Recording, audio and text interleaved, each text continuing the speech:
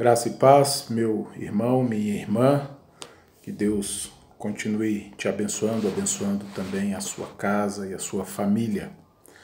Hoje nós vamos concluir a nossa caminhada pelo Salmo 116, como nós já vimos nos vídeos anteriores, já trabalhamos duas realidades que nós podemos perceber aqui neste texto do Salmo 116 e hoje nós vamos caminhar em direção ao final deste salmo, concluindo tudo aquilo que nós já pudemos observar até aqui sobre o que este salmo nos diz. Então, eu quero te convidar a estar atento à atenção dos versos 15 até o verso 19, que é o bloco que vai concluir este salmo. Salmo 116, do verso 15 até o verso 19, o texto nos diz assim: Preciosa é aos olhos do Senhor a morte dos seus santos. Senhor, deveras sou teu servo, filho da tua serva.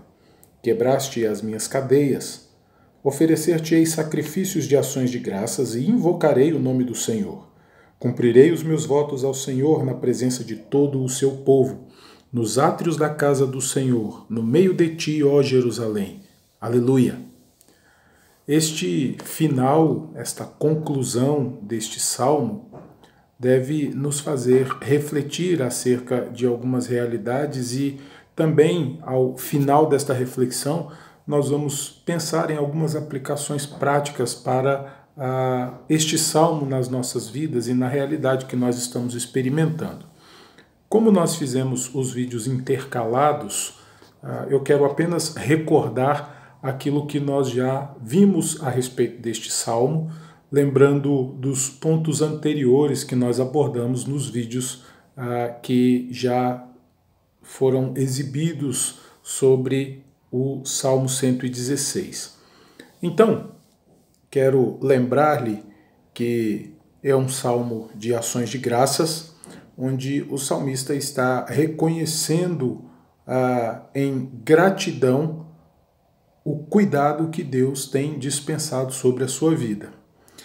Quando nós olhamos para o início do Salmo, nós vamos perceber então nos primeiros versos, versos 1 a 8, que o salmista nos mostra que Deus ele ouve as nossas orações, sejam quais forem as circunstâncias que nós estejamos enfrentando.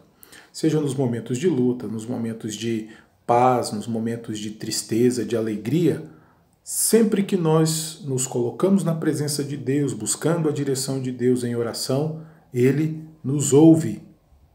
E quando nós olhamos para este primeiro bloco, nós vamos perceber que o salmista vai inicialmente elevar uma palavra de adoração ao Senhor, dizendo: amo ao Senhor porque Ele ouve a minha voz e porque Ele inclinou os seus ouvidos para mim, eu vou invocá-lo enquanto eu viver. E aí o salmista, depois de se dirigir desta forma grata a Deus, demonstrando o seu amor a Deus pelo que Deus é e pelo que Deus faz por ele então vai expor as suas angústias, as suas lutas.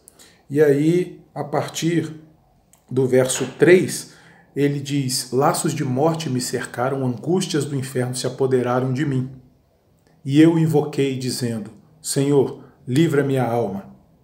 Então nós vemos que neste primeiro bloco de texto, o salmista não apenas reconhece o cuidado de Deus e expressa o seu amor e a gratidão que ele tem a Deus pelo que Deus é e pelo que Deus faz, mas ele também expõe diante de Deus as suas mazelas, as suas aflições.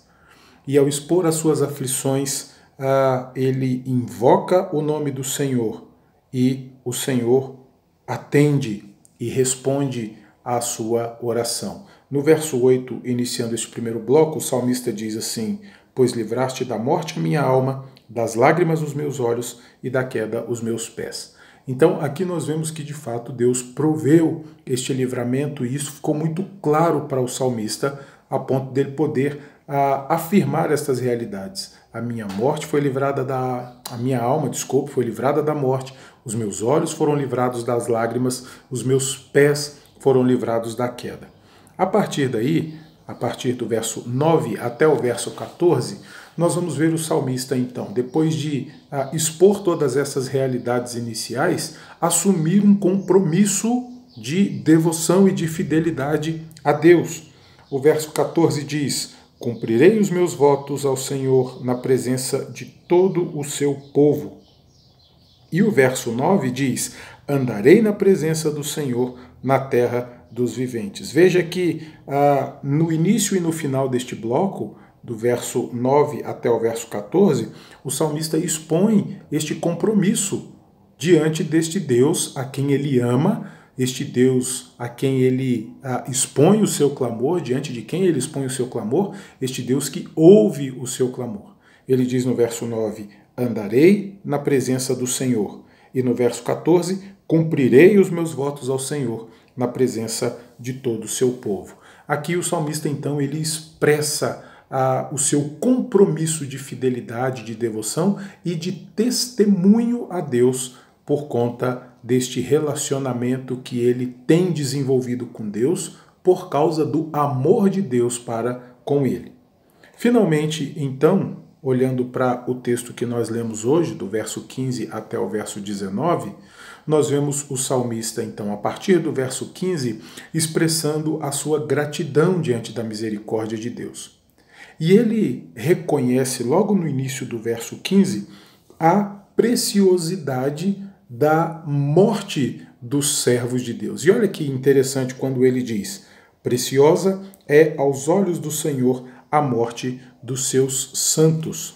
O salmista reconhece essa preciosidade e ele entende que a morte dos santos é preciosa aos olhos de Deus, porque essa realidade diante da qual todos nós haveremos de estar um dia, no meio do povo de Deus, não é o fim de todas as coisas, mas é o início da eternidade, da caminhada eterna junto com Cristo e livrados de uma vez por todas da presença do pecado.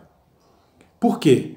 Porque isso só é possível pelo fato de Cristo ter pago um alto preço para livrar os seus santos da morte eterna. Por isso o salmista diz que é preciosa aos olhos do Senhor a morte dos seus santos, porque estes foram resgatados e resgatados por um preço muito alto. E aqui nós vemos então o fim do sofrimento daqueles que são chamados para se tornarem servos de Deus.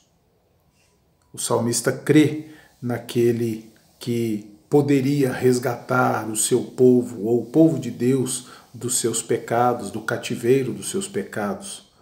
Ele cria na promessa de um libertador, na promessa do Messias que haveria de vir para resgatar o povo de Deus do cativeiro do pecado. E a sua conclusão é que, por causa do livramento que é concedido por Deus pela resposta do seu clamor, ele então deve oferecer as suas ofertas de ações de graças a Deus como forma de testemunho sobre o que Deus havia realizado na sua vida. É por isso que ele diz então no verso 9: andarei na presença do Senhor na terra dos viventes, como uma forma de expressar o seu testemunho ou o testemunho acerca de quem é esse Deus.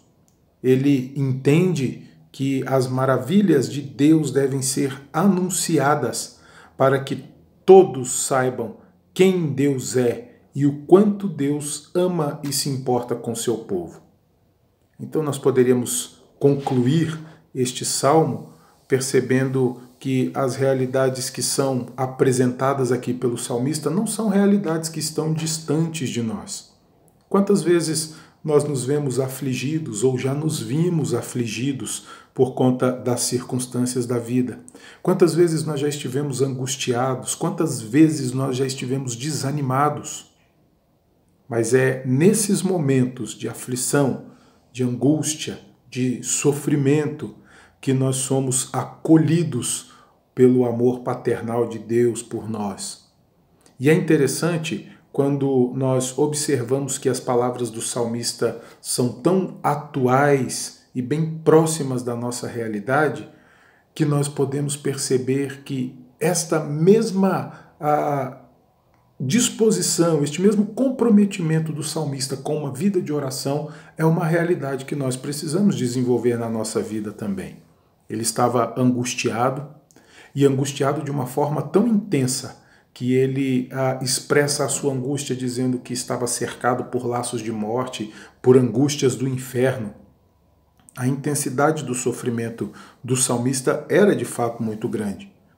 Tudo isso por causa daquilo que o pecado trouxe para nós. Mas Deus foi misericordioso para com o salmista, porque ouviu o seu clamor e atendeu a sua súplica. Nessas mesmas circunstâncias, nós também podemos nos achegar a Deus como Ele fez. Nós podemos derramar diante de Deus o nosso clamor, a nossa aflição, aquilo que tem nos angustiado, certos de que Deus também vai nos responder, vai nos atender, vai se inclinar para ouvir o nosso clamor. Quantas vezes nós nos vemos em situações difíceis assim? Quantas vezes talvez nós já tenhamos nos visto em meio aos laços da morte, ou talvez até mesmo às angústias do inferno, e tudo por causa do nosso pecado. Mas Deus, pelo amor que Ele tem para conosco, nos livra a alma. E a maior expressão do amor de Deus para conosco é exatamente aquilo que João registra lá no seu Evangelho, que Deus amou o mundo de tal maneira que deu o seu Filho, para que todo aquele que nele cresce não perecesse, mas tivesse a vida eterna. Então, pensando de forma prática nessas realidades diante das circunstâncias da nossa vida, eu gostaria de ponderar sobre 4 aspectos. Primeiro, as nossas orações, elas devem ser constantes, elas devem ser frequentes, mesmo em circunstâncias diferentes. Nós devemos orar nos momentos de alegria, mas devemos orar nos momentos de tristeza. Nós devemos orar nos momentos de paz, mas devemos orar no tempo da guerra. Nós devemos orar quando a nossa despensa está cheia, mas devemos orar também quando ela está vazia, porque Deus é quem vai nos sustentar em toda e qualquer situação. Em segundo lugar, Deus sempre vai nos responder. Isso deve gerar em nós um sentimento de gratidão. Lembre-se de quantas vezes Deus já respondeu às suas orações, de quantas vezes você já se derramou diante de Deus e Ele ouviu o seu clamor. Em terceiro lugar, nós devemos valorizar a oração a tal ponto que nós não consigamos mais viver sem a prática da oração. E finalmente, em quarto lugar, a nossa gratidão deve mostrar aos outros quem Deus é e o quão grande é o seu amor para conosco. Que seja essa a nossa disposição, de servirmos a Deus em todo o tempo, olhando firmemente para a sua palavra e certos de que Ele há de continuar ouvindo o nosso clamor e nos atendendo. Que Deus te abençoe, continue sustentando a sua vida e lhe dando disposição de viver na presença dEle, buscando dEle toda a orientação necessária para o seu caminhar.